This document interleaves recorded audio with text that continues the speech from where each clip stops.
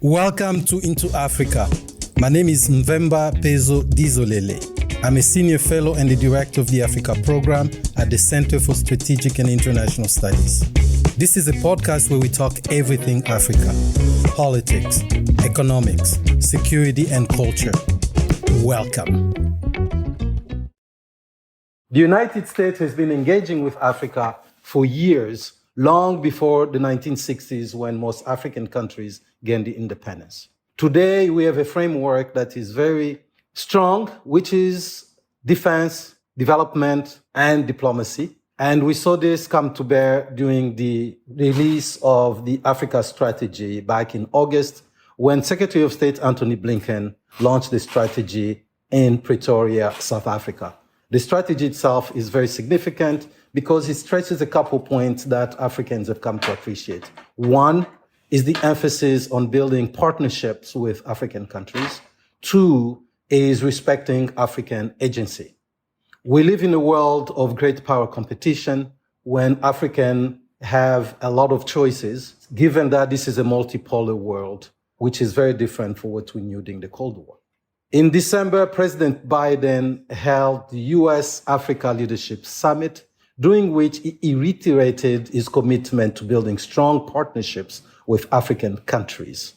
This year, the United States military has held a number of summits. There was the CHAD, the annual Conference of African Chiefs of Defense, which was held in Rome, Italy, under the aegis of AFRICOM, US Africa Command. In March, the US Naval Forces Europe/Africa held the first ever inaugural summit, if we can call it so, the inaugural summit of African maritime security in Sal, Capo Verde. This time around, in May, the US Army, through SETAF, who is the Southern Europe Taskforce Africa, is holding the African Land Forces Summit in Abidjan, Côte d'Ivoire. Helping us understand why this summitry is important when it comes to the military is Major General Todd Wasmund, who is the commanding general of SETAF, again, the Southern Europe Taskforce Africa. General, welcome to Into Africa. Thank you very much. I appreciate you having me on the podcast this morning. So what is SETAF and what do you do, to start with, before we talk about the summit? I appreciate that very much. The Southern European Taskforce Africa is a headquarters that is focused on Army activities in Africa. We do three things. We are first responsible in support of U.S. Africa Command for all of the Army's operations, activities, and investments in Africa. The second thing that we do is we provide a crisis response capability that gives the combatant commander the flexibility to respond to crises on the continent. And the third thing that we do as the senior responsible officer and commander of U.S. Army forces located in Italy, we provide support to all of our soldiers, their families, our Department of the Army civilians, our Italian civilian employees. And so we just provide life support to all of the U.S. Army personnel who are here in Italy. So it's a really interesting command.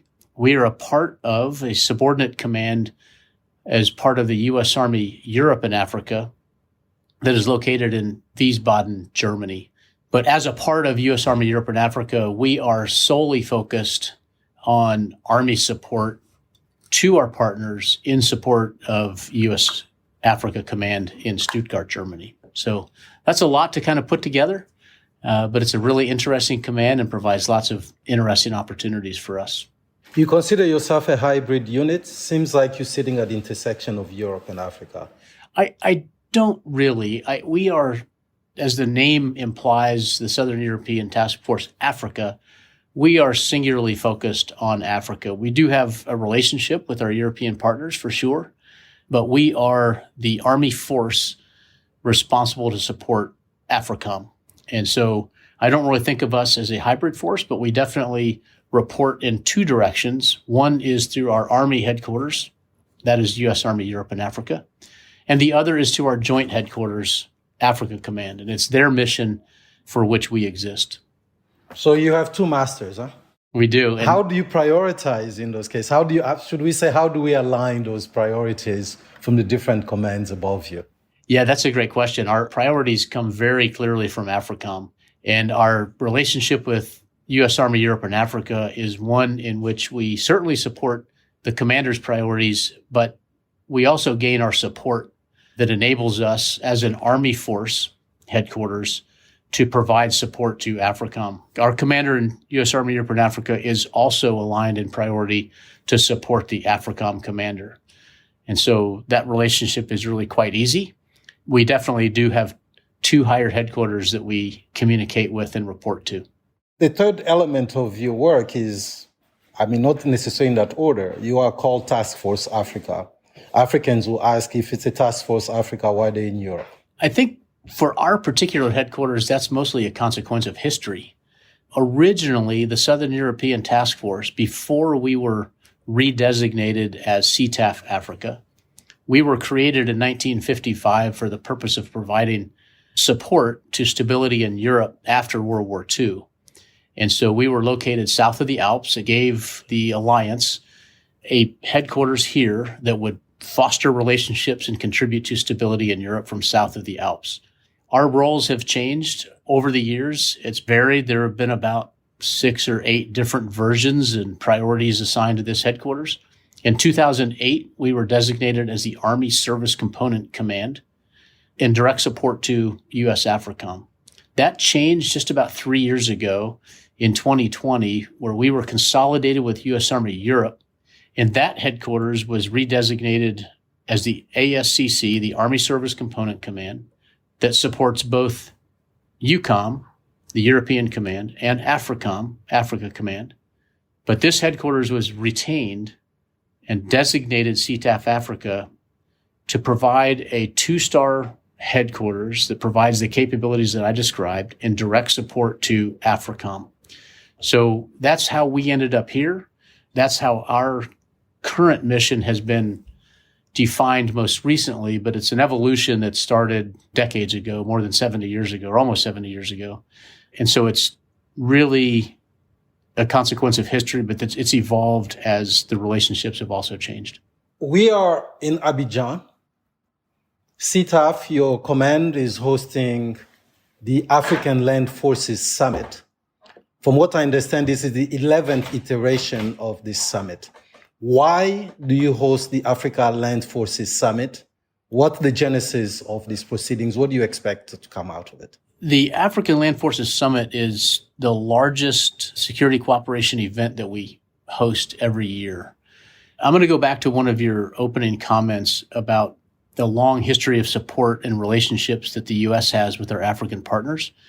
And one of the things that you highlighted that's really important to us is the African Leaders Summit that President Biden hosted in December, because that really underscores the importance of our relationship with our partners in Africa.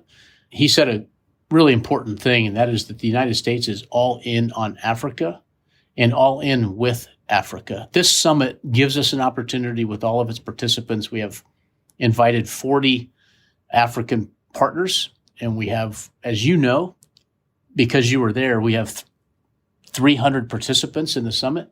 And what it allows us to do is reinforce our approach to our partnerships in Africa. And that is that all of our activities in Africa are partner-led and U.S.-enabled. And so that requires us to have an informed dialogue with each of our partners. In a forum like this, the African Land Forces Summit allows us to have a dialogue with each of our partners and with our partners together so that we can better understand what their priorities are, what their security challenges are, and how we can best align our capabilities and resources to help achieve our shared interests with each country and within each region within the expansive continent of Africa. How do you then select the participants? You mentioned 40 countries. When the president says we are all in Africa and all in with Africa, so how do we leave some out? That's a great question. There are periods where some of our partners in Africa go through cycles of turbulence or instability. You'll be familiar that recently in 2 countries, as an example, Burkina Faso and Mali both underwent a disruptive change of government. And so we are very cognizant, and we work very closely with the State Department and with the Department of Defense to make sure that as we partner with each of our partners, not only in Africa, but worldwide, that we partner with our partners who are best able to support and are committed to supporting, upholding the values that we think are really important to the U.S., and that we would want to partner with those countries that share those values. And so there are periods of time when some of our partners are challenged to do that. And so we work with them through these periods of instability so that we can restart those partnerships where they have been disrupted. And so in some cases, those partners do not participate because of that period of instability. But our State Department, and you mentioned the 3D approach, our State Department leads those efforts at a diplomatic level to try and reestablish those relationships so that we can pursue the other two elements of that national strategy in development in order to develop their governmental processes, their economic systems, their culture, their values, so that we can also then reinforce that effort with the third dimension, which is in defense. And that becomes the military relationship that we are really focused on at ALFS. When I look at the history of ALFS, the Africa Land Forces Summit, you have hosted this event since 2010. You've hosted it in Washington, you've hosted it in Addis Ababa, in Gaborone, in Botswana, in Abuja, Nigeria, Lilongwe, Arusha, Dakar, Senegal. It looks like you have alternated quite a bit, or actually mostly just held it in Africa. How do we select those countries, and why this time we are in Abidjan, Côte d'Ivoire? That is a great question, and it's actually an interesting process by which we choose. We definitely make an effort to rotate regionally and between countries so that we can introduce each of our partners and our team from CTAF Africa. We have this year 5 European partners in Brazil who are participating in ALFS. And so rotating it between regions and countries allows us to introduce each of the participants to the unique culture, to the heritage, to the countries where we host ALFS, and it gives each other exposure so we gain better appreciation for each of our partners. Last year, we hosted it in the U.S. That gave us an opportunity to introduce our partners to the way that we approach readiness and develop the capabilities of our forces so that they could see a model as they seek to invest in capabilities to train their own forces and to achieve readiness. And so this year is in Abidjan, Côte d'Ivoire. It's aligned very closely with U.S. AFRICOM's priority for West Africa. It is our top priority right now to maintain stability and security in the region. And so we try to choose locations that are aligned with the priorities of AFRICOM.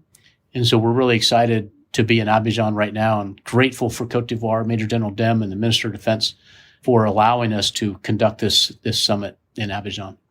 Côte d'Ivoire, Abidjan, where we are, is also sits on the littoral states, countries that have become in the purview of the United States priorities, particularly dealing with the Sahelian pressures, right, through the Global Fragility Act. We have pressures from the Sahel, which has been, you mentioned countries that are going through turbulence.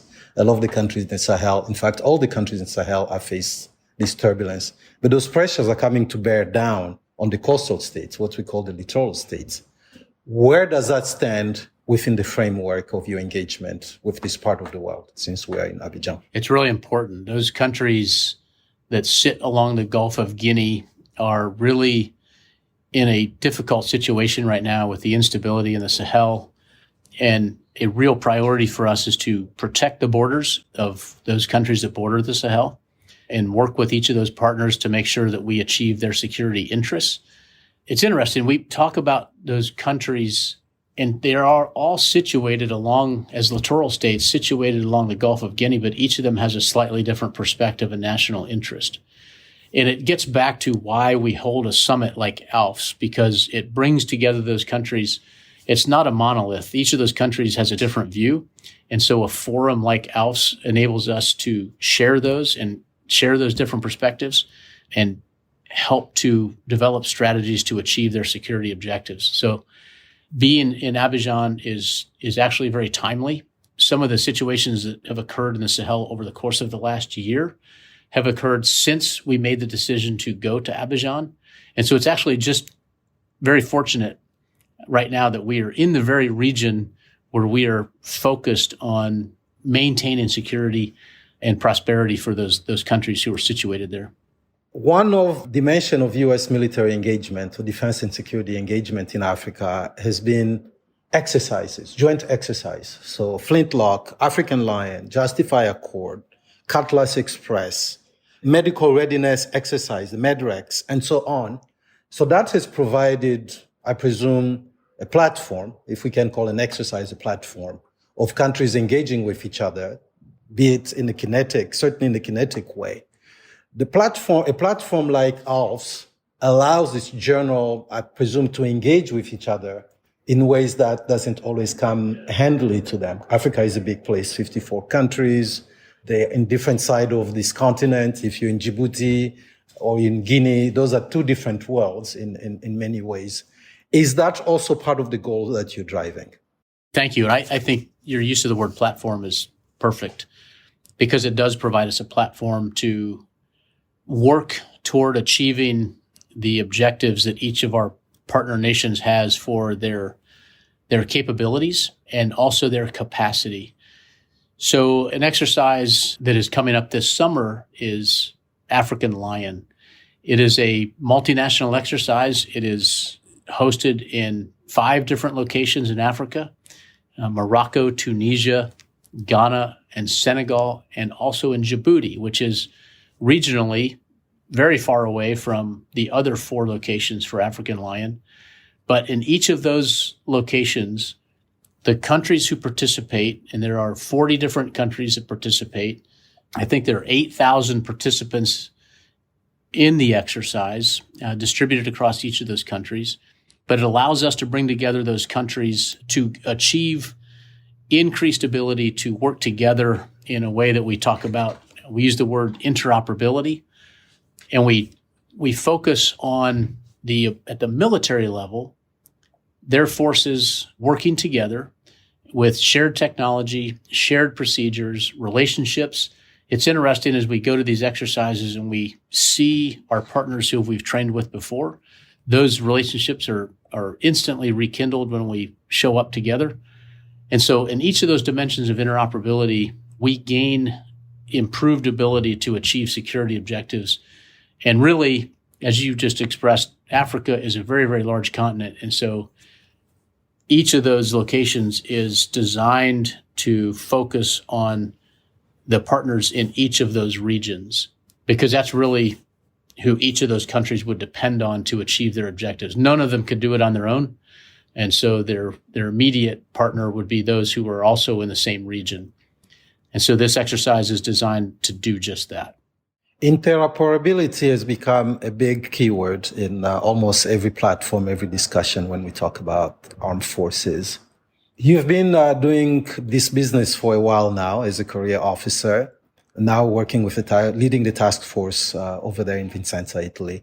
What is your assessment of the African security landscape, and how does it fit overall in what you're trying to achieve? You've addressed that a little bit tangentially, but kind of if we were to look at it frontally, how do you see this landscape? Wow, that's a broad question. I'd have to go on a tour around the map of Africa and describe each of the regions differently.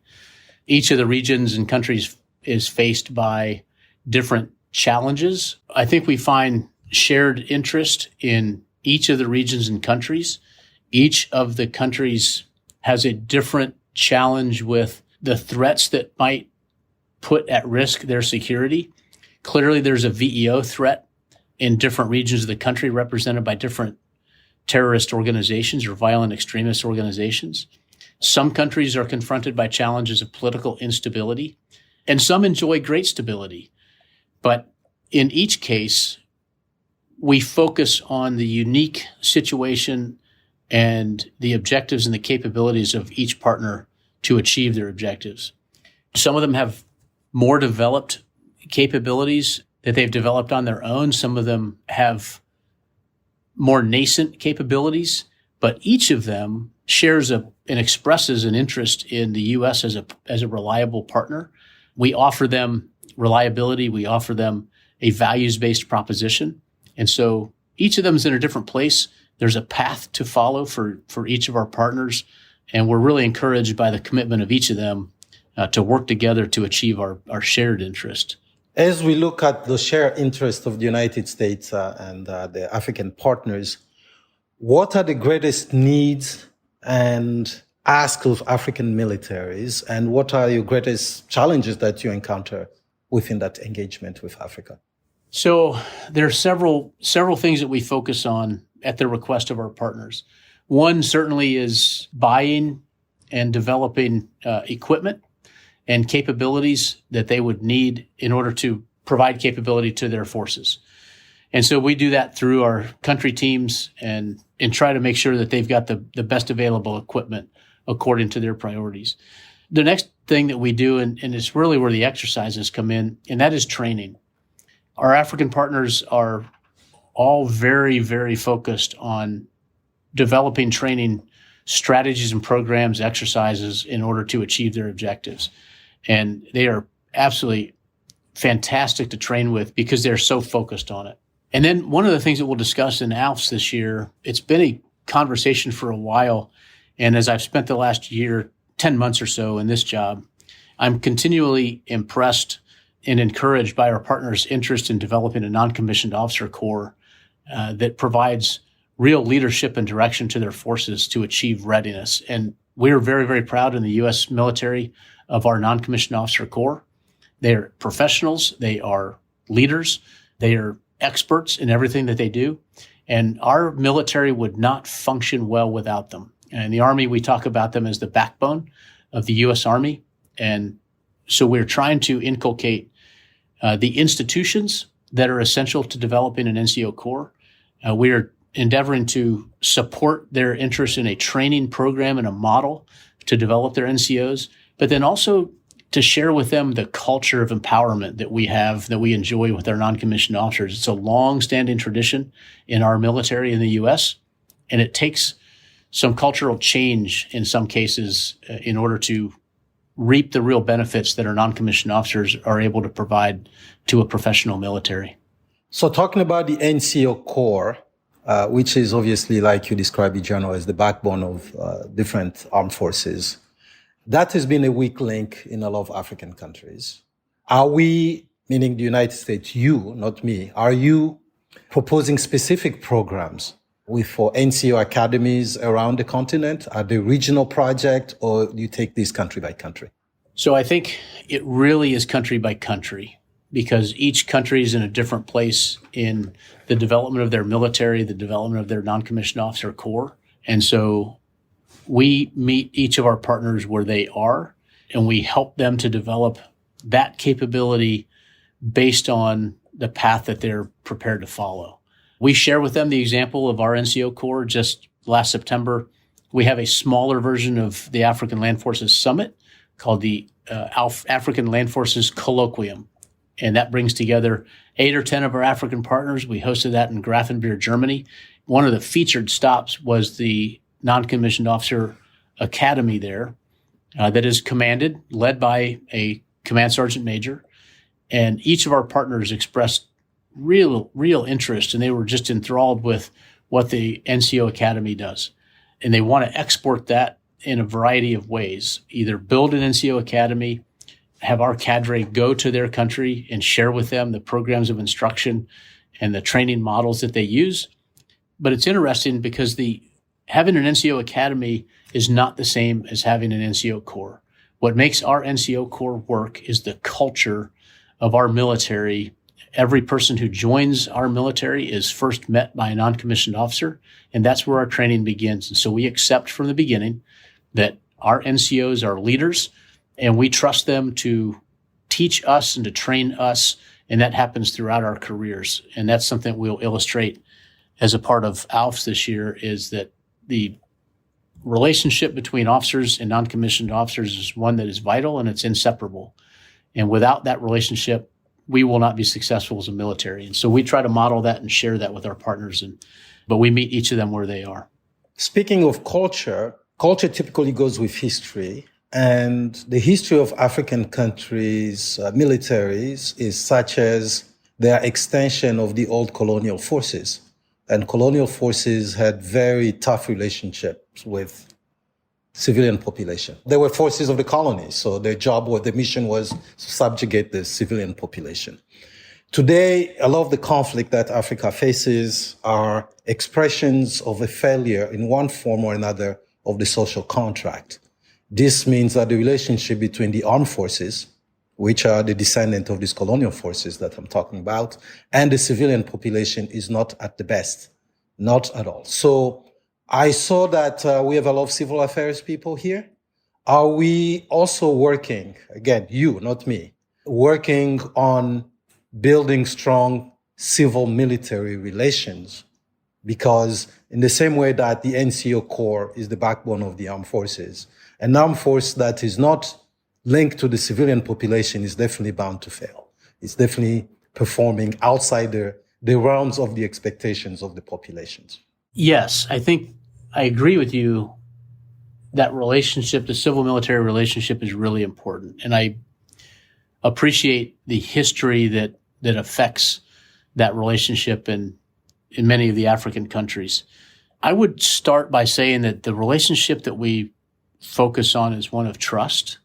It's one of the reasons I believe, or I hope, that we, the United States, are the partner of choice of our African partners.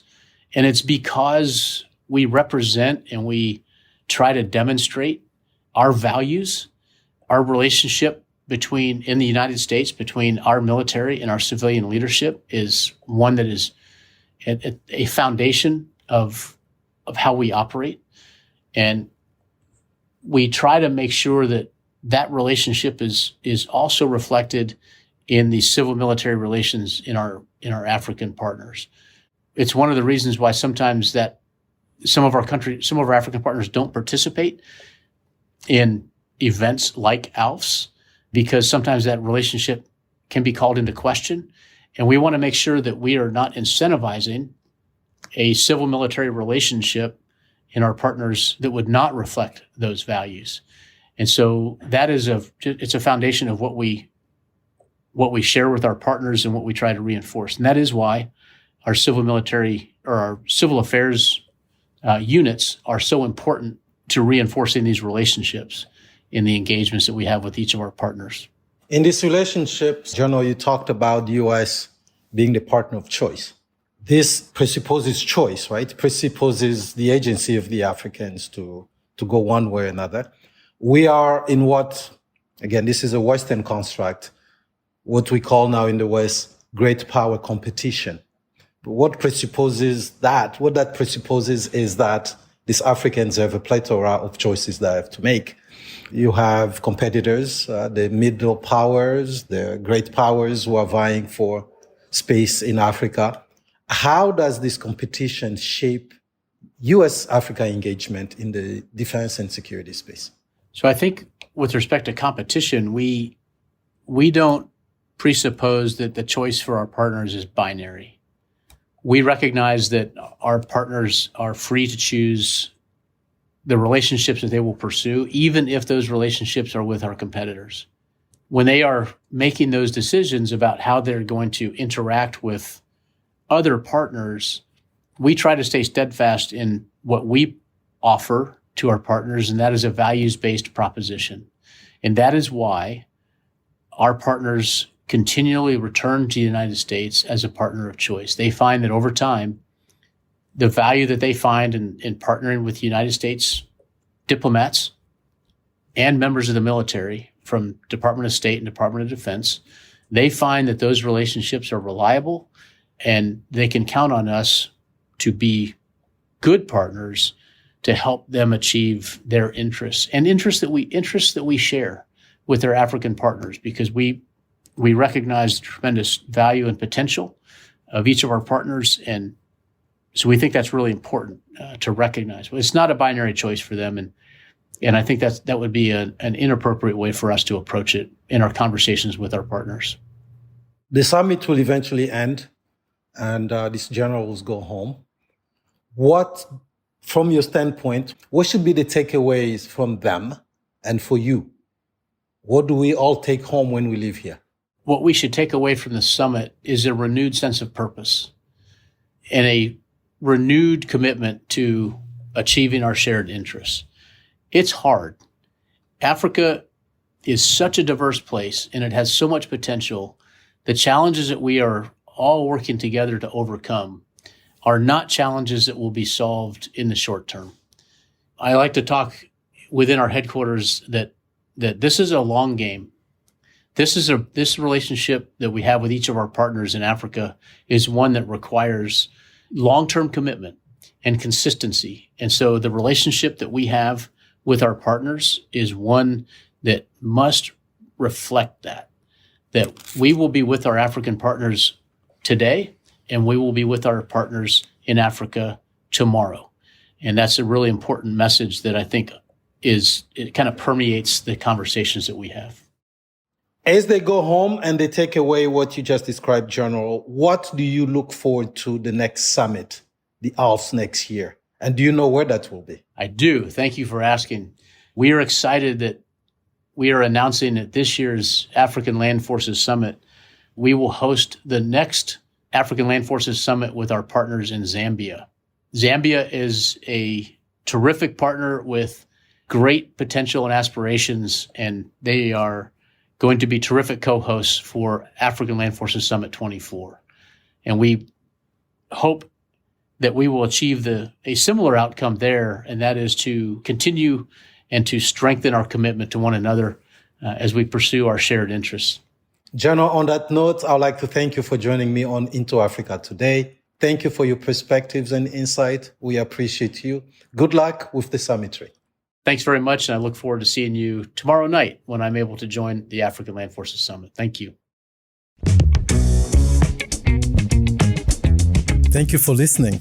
We want to have more conversations about Africa. Tell your friends. Subscribe to our podcast at Apple Podcasts. You can also read our analysis and report at csis.org/Africa. So long.